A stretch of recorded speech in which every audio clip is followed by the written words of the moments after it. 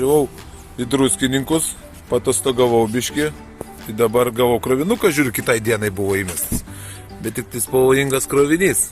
Labai trapus, negrūdintas stiklas. Tikiuosi nuvešim iš Šiaulius. Vat ir visą kelionę. Pasinaudojo programėlę SOS1, patostogavęs ir vieną dieną susitariau su klientu, kad jisai luktels, kol aš atostogausiu. Baigėsi atostogas ir užsidirbau kelionį 30 eurų suderinau. Stiklas saugus.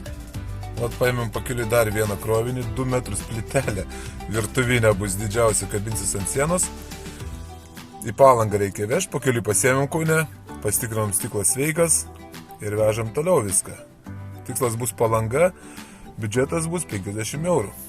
Stiklą pristatėm, vadinamą mašinos liukas sveika gyva, beliko sekantis. Atsikratėm kroviniais, viską saugiai nuvežėm, visi patenkinti, laimingi.